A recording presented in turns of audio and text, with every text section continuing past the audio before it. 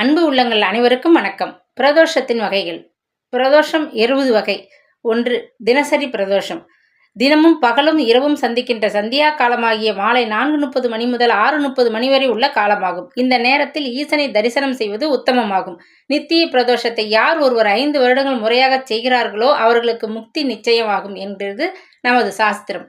2வது பட்ச பிரதோஷம். அமாவாசைக்கு பிறகான சுக்லபட்சம் என்ற வளர்பிறை காலத்தில் 13வது திதியாக வரும் திரியோதசி திதியே பட்ச பிரதோஷம் எனப்படும். இந்த திதியில் மாலை நேரத்தில் பட்சிலிங்க வழிபாடு செய்வது உத்தமமாகும். குறிப்பாக அன்னை பார்வதி தேவி மயில் உருவாய் ஈசனை வழிபட்ட தலமாகிய மயிலாப்பூர் கபாலீஸ்வரரை வழிபடுவது சிறப்பாகும். 3வது மாத பிரதோஷம்.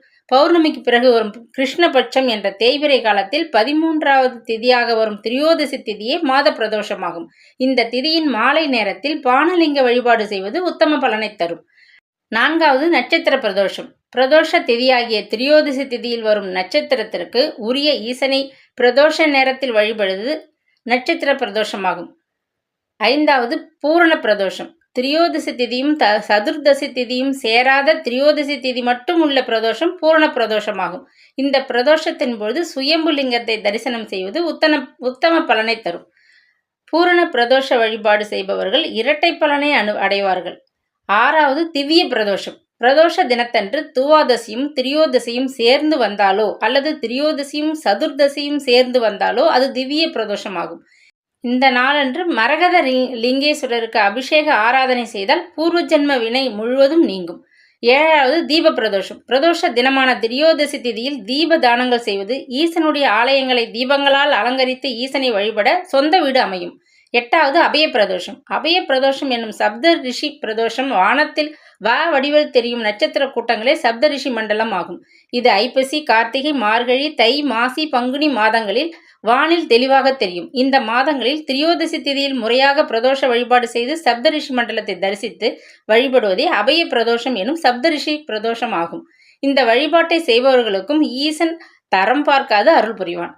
9வது மகா பிரதோஷம். ஈசன் விஷமுண்ட நாள் கார்த்திகை மாதம் சனிக்கிழமை திரியோதசி திதியாகும்.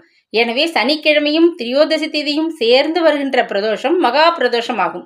இந்த மகா பிரதோஷத்தில் அன்று யமன் வழிபட்ட சுயம்புலிங்க தரிசனம் செய்வது மிகவும் உத்தமமாகும். குறிப்பாக சென்னையில் வேளச்சேரியில் உள்ள தண்டீஸ்வரர் ஆலயம், திருச்சி மணச்சநல்லூர் அருகே உள்ள திருப்பைஞ்சிலி சிவாலயம், குடவாசலில் இருந்து நன்னிலம் செல்லும் பாதையில் உள்ள ஸ்ரீவாஞ்சியம் சிவாலயம், கும்பகோணம் முதல் கதிராமங்கலம் சாலையில் உள்ள திருக்கோடிக்காவல் சிவாலயம் ஆகியவை முக்கிய குறிப்பிடத்தக்கனவாகும். மாசி மாதம் வரும் மகா சிவராத்திரிக்கு முன்னால் வரும் பிரதோஷமும் மகா பிரதோஷம் எனப்படும். 10வது உத்தம மகா பிரதோஷம்.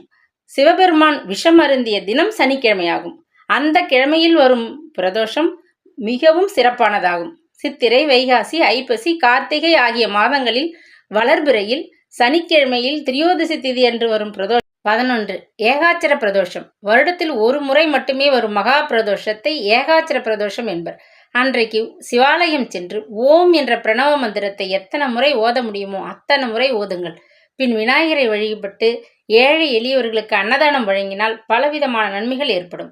12 அர்த்தநாரி பிரதோஷம். வருடத்தில் 2 முறை மகா பிரதோஷம் வந்தால் அதற்கு அர்த்தநாரி பிரதோஷம் என்று பெயர். அந்த நாளில் சிவாலயம் சென்று வழிபட்டால் தடைப்பட்ட திருமணம் நடைபெறும். பிரிந்து வாழும் தம்பதிகள் ஒன்று சேருவார்கள். 13 திரிகரண பிரதோஷம். வருடத்துக்கு 3 முறை மகா பிரதோஷம் வந்தால் அது திரிகரண பிரதோஷம். இதை முறையாக கடைபிடித்தால் அஷ்டலட்சுமிகளின் ஆசியும் அருளும் கிடைக்கும். பிரதோஷ வழிபாடு முடிந்ததும் அஷ்டலட்சுமிகளுக்கு பூஜை செய்து வழிபடுவது மிகவும் நல்லது. 14 பிரம்ம பிரதோஷம். ஒரு வருடத்தில் 4 மகா பிரதோஷம் வந்தால் அது பிரம்ம பிரதோஷம். பிரம்மாவுக்கு திருவண்ணாமலையில் ஏற்பட்ட சாபம் நீங்குவதற்காக அவர் ஒரு வருடத்தில் 4 முறை சனிக்கிழமையும் திரியோதசியும் வரும்பொழுது முறையாக பிரதோஷ வழிபாடு செய்து சாப விமோசனம் பெற்றார். நாமும் இந்த பிரதோஷ வழிபாட்டை முறையாக செய்தால் முன்ஜென்ம பாவம் நீங்கி தோஷம் நீங்கி நன்மைகளை அடையலாம். 15 அட்ச பிரதோஷம். வருடத்துக்கு 5 முறை மகா பிரதோஷம் வந்தால் அது அட்ச பிரதோஷம். தாருக்காவனத்து ரிஷிகள் தான் என்ற அகந்தையில் ஈசனை எதிர்த்தனர். ஈசன் பிச்சாடனர் வேடத்தில் வந்து தாருக்காவன ரிஷிகளுக்கு பாடம் புகட்டினார். தவறை உணர்ந்த ரிஷிகள் இந்த பிரதோஷ விரதத்தை அனுஷ்டித்து பாவ விமோசனம் பெற்றனர். 16 கந்த பிரதோஷம். சனிக்கிழமையும் திரியோதசி திதியும் கிருத்திகை நட்சத்திரமும் சேர்ந்து வரும் பிரதோஷம் கந்த பிரதோஷம். இது முருகப்பெருமான் சூரசம்ஹாரத்துக்கு முன் வழிபட்ட பிரதோஷ வழிபாடு. இந்த பிரதோஷத்தில் முறையாக விரதம் இருந்தால் முருகன் அருள் கிட்டும். 17 சஜ்ஜ பிரபா பிரதோஷம். ஒரு வருடத்தில் 7 மகா பிரதோஷம் வந்தால் அது சஜ்ஜ பிரபா பிரதோஷம். தேவகியும் வாசுதேவரும் கம்சனால் சிறையிடப்பட்டனர். 7 குழந்தைகளை கம்சன் கொன்றான். எனவே 8வது குழந்தை பிறப்பதற்கு முன்பு ஒரு வருடத்தில் வரும் 7 மகா பிரதோஷத்தை முறையாக அவர்கள் அனுஷ்டித்ததால் கிருஷ்ணன் பிறந்தான். நாம் அந்த விரதத்தை கடைபிடித்தால் முற்பிறவி வினை நீங்கி பிறவி பெருங்கடலை எளிதில் அடையலாம். 18 அஷ்டதிக் பிரதோஷம். ஒரு வருடத்தில் வரும் 8 மகா பிரதோஷ வழிபாட்டை முறையாக கடைபிடித்தால் அஷ்டதிக்கு பாலகர்களும் மகிழ்ந்து நீடித்த செல்வம் ஆகியவற்றை தருவார்கள். 19 நவகிரக பிரதோஷம். ஒரு வருடத்தில் 9 மகா பிரதோஷம் வந்தால் அது நவகிரக பிரதோஷம். இது மிகவும் அரிது. இந்த பிரதோஷத்தில் முறையாக விரதம் இருந்தால் சிவனின் அருளோடு நவகிரகங்களின் அருளும் கிடைக்கும். 20 துத்த பிரதோஷம். அரிதிலும் அரிதும் 10 மகா பிரதோஷம் ஒரு வருடத்தில் வருவது. அந்த பிரதோஷ வழிபாட்டை செய்தால் குருடனும் கண் பார்வை பெறுவார்கள், முடவன் நடப்பான், குஷ்டரோகம் நீங்கும், கண் சம்பந்தப்பட்ட வியாதியும் குணமாகும். ஒவ்வொரு பிரதோஷத்திற்கும் ஆலயம் சென்று சிவனையும் நந்தியையும் வழிபட்டு நன்மை அடைவோம். நன்றி.